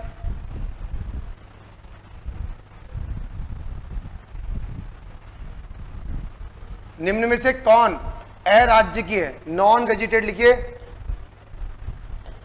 अराजकीय सांख्यिकी संगठन है। देखिए केंद्रीय सांख्यिकी संगठन तो बिल्कुल राजकीय है, राष्ट्रीय प्रतिदर्श सर्वेक्षण संगठन जिसको बोलते हैं एनएसएसओ ये भी है, प्रोग्राम मूल्यांकन सर्वेक्षण ये भी है। लेकिन हाँ, भारत विदेशी व्यापार संस्थान नई दिल्ली, इसको बोलते हैं Indian foreign trade institute. Indian foreign trade institute कहां पर है? न्यू दिल्ली। ये ministry of commerce and trade के अंडर में काम करता है, ठीक है, उनकी न्यू दिल्ली। हो गया? आगे चलिए। तो इसका ऑप्शन कौन सा देगा? Option number B. ये नहीं है, ठीक है, आगे चलिए।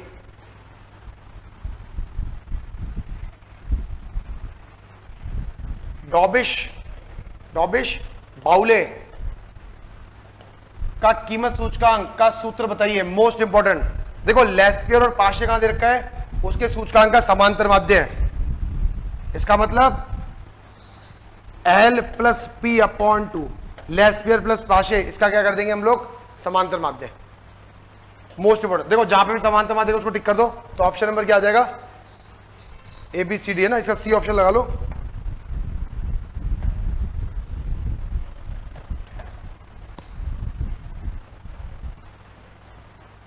ठीक है, आगे चले फटाफट ना।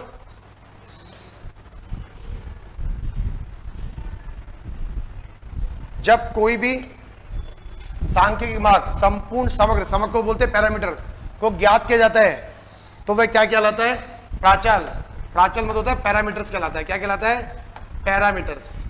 ये सैंपलिंग का क्वेश्चन है। देखिए क्या बोलते हैं उसको हम?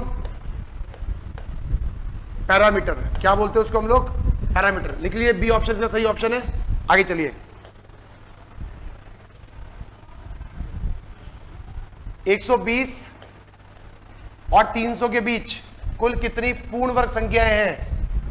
120 और 300 के बीच कुल कितनी पूर्ण वर्ग, परफेक्ट स्क्वायर नंबर है। देखिए 121 है 11 का, 144 12 का, 169 13 का, 196 14 का, 225 15 का, 256 16 का, 289 किसका हो गया? 17 का, 324 ये तो 300 से बड़ा हो गया। तो देखो 1 1 2 3 4 5 6 7 ऑप्शन है। यस, इसका कौन सा हो जाएगा? बी। ये संगणक के एग्जाम में पूछा गया था 2018 के एग्जाम में कि 120 और 200 के बीच में कुल कितनी वर्ग संख्या है, तो कितनी वर्ग संख्या हो जाएगी 7। 121 आएगी 11 का वर्ग, 12 का, 13 का, 14 का, 15 का, 16 का और 17 का। 18 का वर्ग 324 होगा, जो कि 300 से क्या हो गया, बड़ा हो गया। आपको इसके बीच की संख्या निकालनी है तो ये ऑप्शन में नहीं आएगा। 8 भी ऑप्शन में दे रखा है, देखिए आगे चलिए। 55, हाँ, एकाधिकारात्मक फॉर्म संतुलन अवस्था में, इक्विवेलेंट पोजीशन में कब होती है, देखिए जहां पे सीमांत लागत क्या हो जाती है, बराबर। देखो इसको बोलते हैं मार्जिनल रेवेन्यू, जो होगी किसके इक्वल हो जाएगी, मार्जिन, ये क्वेश्चन एग्जाम के लिए इंपॉर्टेंट है, ध्यान रखना। मार्जिनल कॉस्ट के क्या हो जाएगी, इक्वल, कॉस्ट के क्या हो जाएगी, इक्वल हो जाएगी, ध्यान रखना। मार्जिनल रेवेन्यू जो होगी मार्जिनल कॉस्ट के क्या हो जाएगी बेटा, इक्वल हो जाएगी। अगला लिखिए,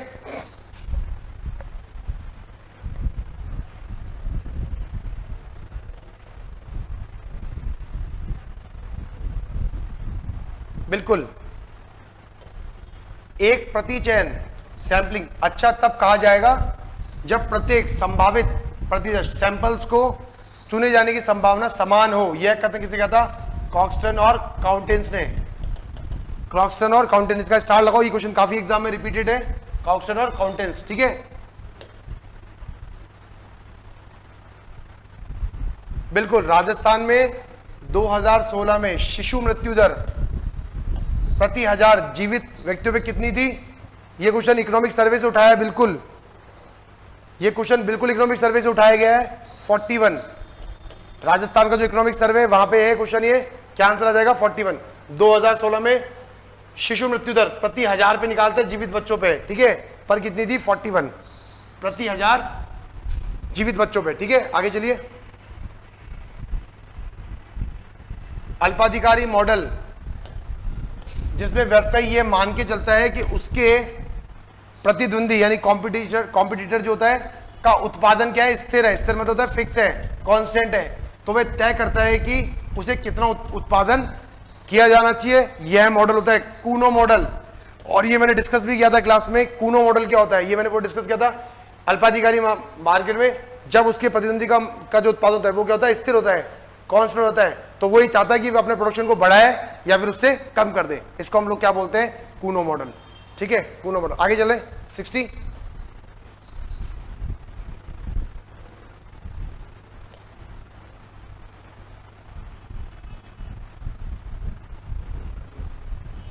हाँ देखो ये क्वेश्चन देखो, किसी सारणी का माध्य यानी मीन दे रखा है, x बार आपको कितना दे रखा है, 20, कितना दे रखा है, 20, और माप विचलन आपको दे रखा है 5, यानी एसडी कितना दे रखा है, स्टैंडर्ड डेविएशन 5। आपको निकालना क्या है, प्रमाप विचलन गुणांक। अभी बताया था सीडी कैसे निकालते हैं, SD into x bar into 100, तो एसडी कितना आ गया 5, कितना आ गया 5, एक्स बार कितना आ गया 20 इंटू कितना हो गया 100, 5 बन जा 5, 5 4 जा 20, 4 से कितनी बार कट गया 25%। आ रहा है इसका 25 पे आंसर, यस सी ऑप्शन क्या आ रहा है 25%। अभी थोड़ी देर पहले फॉर्मूला लिखा है, इस फॉर्मूले से 2 क्वेश्चन थे, इस फॉर्मूले के 2 क्वेश्चन थे 2018 के एग्जाम में, ध्यान रखना सेम क्वेश्चन ये के थे, प्रमाप विचलन, ठीक है। आगे चलिए,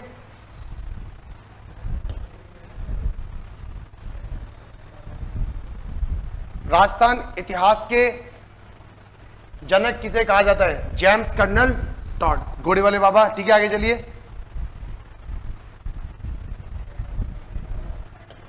काल श्रेणी में चल माध्य जैसे जैसे बढ़ता है, कब बढ़ता है, जब प्रवृत्त वक्र मूल वक्र से उतना ही अधिक दूर होगा, तभी इन दोनों में क्या बढ़ेगा, वेरिएंस बढ़ना स्टार्ट हो जाएगा। काल श्रेणी टाइम्स दिया क्वेश्चन है, प्रवृत्त का वक्र मूल वक्र से उतना ही अधिक तेजी से बढ़ना स्टार्ट कर देगा। इसका ऑप्शन कौन सा हो जाएगा, ऑप्शन नंबर बी। आगे चलिए,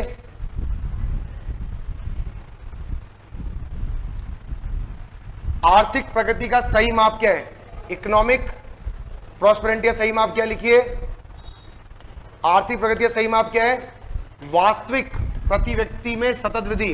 वास्तविक को क्या बोलते हैं, रियल, रियल मतलब प्रीवियस ईयर के हिसाब से इनकम कितनी बढ़ रही है, रियल इनकम। तो इसका ऑप्शन कौन सा हो जाएगा, चालू तो कोई मतलब है ही नहीं, स्थिर का कोई मतलब है नहीं, सकल घरेलू उत्पाद का कोई मतलब है नहीं, रोजगार में कोई मतलब नहीं है, तो वास्तविक क्या हो गया, प्रति व्यक्ति आय में सतत वृद्धि, कांस्टेंट क्या हो रहा है, इंक्रीज हो रहा है, ठीक है, तो 63 का कौन सा ऑप्शन हो जाएगा 1। आगे चलिए 64 देखिए। हाँ, ये क्वेश्चन, आंशिक सहसंबंध का अध्ययन करने के लिए न्यूनतम कितने समंकों की आवश्यकता होती है? देखिए न्यूनतम हम होते हैं 3 समंकों की, 2 तो होती है, लेकिन एक और अगर उसके अंदर सही माप नहीं निकल रहा तो फिर हम एक समंक से और उसका क्या करते हैं, प्रतिचयन करते हैं। तो ऑप्शन कितना हो जाएगा 3।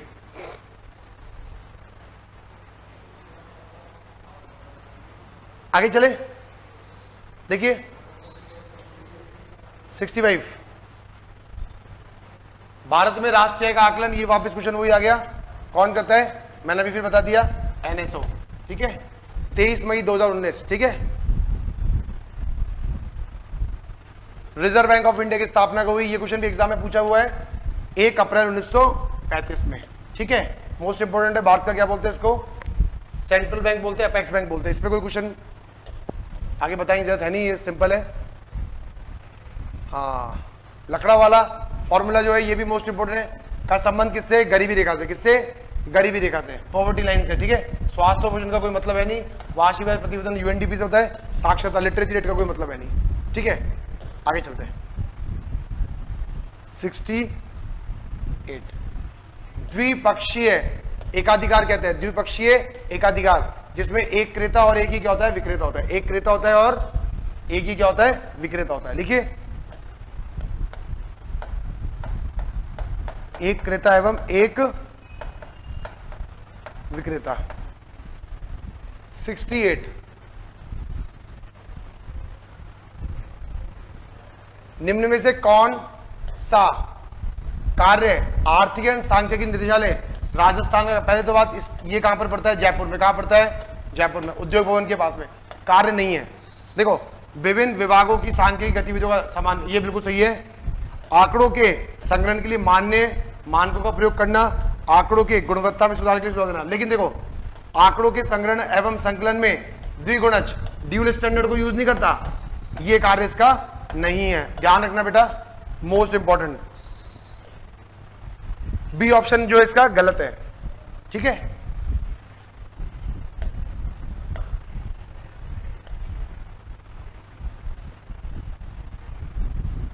फिशर का फॉर्मूला दे रखा है।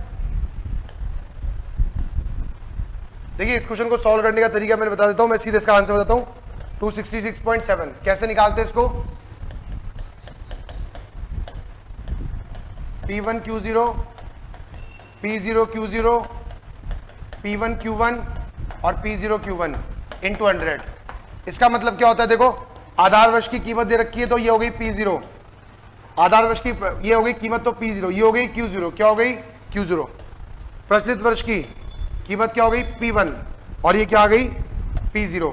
तो इसको हम सॉल्व करेंगे तो कितना आ जाएगा? 266। देखिए, मल्टीप्लाई करके देख लीजिए इन दोनों का आपस में 400, तो इसका आंसर जो हो रहा है वो 266.7। ये मैं आपको अपने हमारे टेलीग्राम चैनल पर भेज दूंगा, इसका सॉल्यूशन हमने कैसे किया।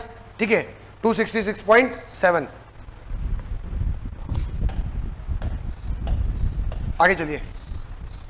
ठीक है, हाँ, ऋतुनिष्ठ सूचकांक किसके बराबर होता है? ऋतुकाले माध्य अपॉन समांतर माध्य इंटू 100। ये सीधे फॉर्मूला का बेस क्वेश्चन है, काल श्रेणी से, तो इसका ऑप्शन कितना आ जाएगा? Option number C. Option number क्या आ जाएगा? सी।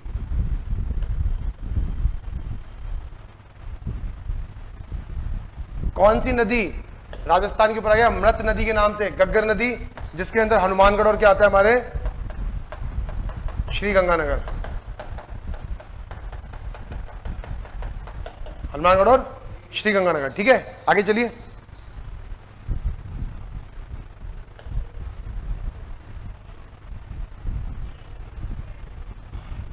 एक श्रेणी श्रृंखला के सभी समंकों के विचलनों का बीजीय योग क्या होता है? 0 होता है, और वो सब किसमें होता है? सिर्फ और सिर्फ समांतर माध्य में, यानी मीन डेविएशन, या इसको हम लोग क्या बोलते हैं? Arithmetic mean. क्या बोलते हैं इसको? अर्थमेटिक मीन या फिर एवरेज। इसमें क्या होता है? 0। ये क्वेश्चन मोस्ट इंपॉर्टेंट है। क्या होता है? 0। ईडी जो होता है 0 और उसका स्क्वायर करें तो कितना हो जाएगा? 0। 74।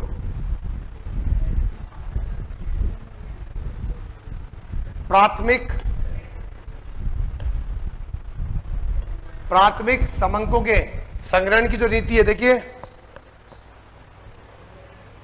प्रत्यक्ष ये नहीं है, ये नहीं है, प्रकाशित स्रोत है ना, ये पब्लिश सोर्सेस ये भी नहीं है, अंतरराष्ट्रीय ये तो द्वितीयक के व्यावसायिक संगठनों के प्रकाशन। इसका ऑप्शन कौन सा जाएगा? Option number D, option number D. देखिए अगला 75।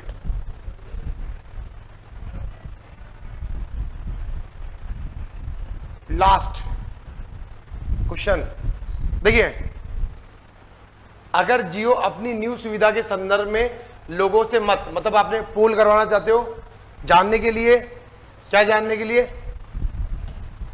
कि समाचार पत्रों और रेडियो के माध्यम से सुझाव आमंत्रित करना कि ऐसी परिस्थितियों में जो लोग सुझाव देते हैं वह न्यायाधीश को बोलते हैं सैंपलिंग की किस तरह की प्रकृति बन जाती है, इसको बोलते हैं स्वयं निर्वाचन। आप सब अपने फोन से क्या करते हो?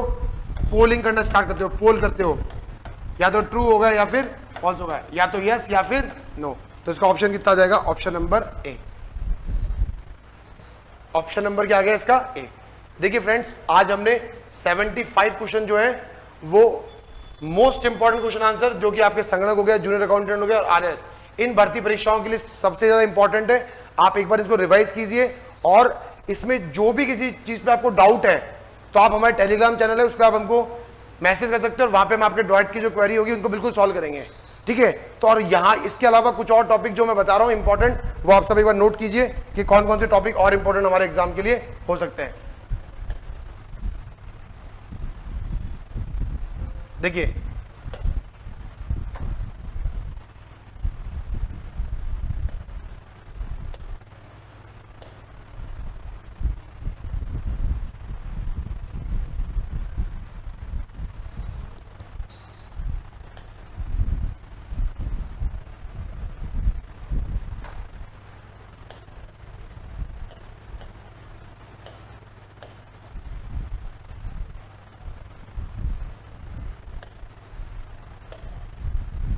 देखिए कौन कौन से टॉपिक जो होते हैं वो हमारे लिए इंपॉर्टेंट हो सकते हैं, वो लिख देता हूं एक बार, उसको आप रिवाइज कीजिए प्लीज, है ना, ठीक है। आ जाओ, फर्स्ट लिखिए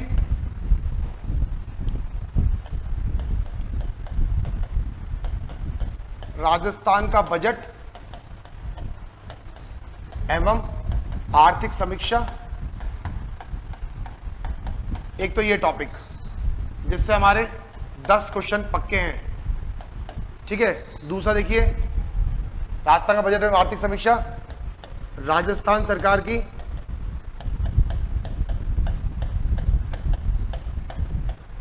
फ्लैगशिप स्कीम्स, फ्लैगशिप योजनाएं। तीसरा फर्स्ट सेकंड, तीसरा लिखिए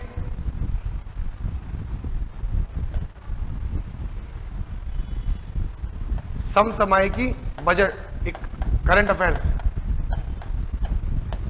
जुलाई 2022 से जून 2023 तक, ठीक है। इसके अलावा देखिए राजस्थान की प्रशासनिक, देखो राजस्थान की राजनीतिक है प्रशासनिक नहीं है, राजस्थान की राजनीतिक एवं प्रशासनिक व्यवस्था, राजस्थान की पॉलिटी। यहां से 2 से 4 क्वेश्चन आपको मिल सकते हैं एग्जाम में। पांचवा राजस्थान का भूगोल, ठीक है। यहां से मोस्ट प्रोबेबली जो क्वेश्चन है 20 प्लस आ सकते हैं, 20 प्लस क्वेश्चन जो है वो एक वीडियो बना दूंगा जिसमें कौन कौन से क्वेश्चन आंसर टॉपिक इंपॉर्टेंट है हर एग्जाम्स के लिए। 20 प्लस क्वेश्चन यहां से पूरे पूछे जाने की उम्मीद है, ठीक है। ये हो गया हमारे पास। इसके बाद लिखिए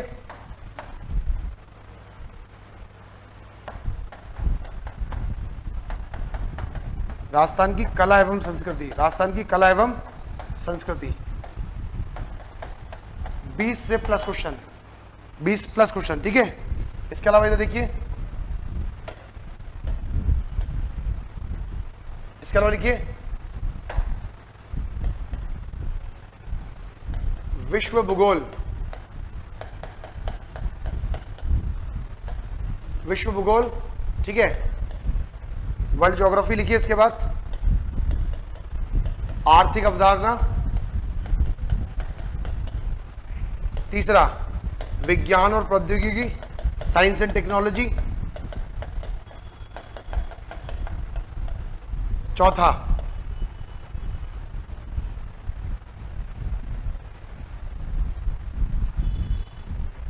लिखिए। इसके अलावा लिखिए चौथा भारतीय इतिहास। इसमें प्राचीन भारत, एंशियंट इंडिया, मध्यकालीन भारत, और लिखिए आधुनिक भारत। ये सब टॉपिक आपके एग्जाम के लिए मोस्ट इंपॉर्टेंट है। यहां से कुछ ना कुछ चीजें आपके एग्जाम में जरूर पूछी जाएगी।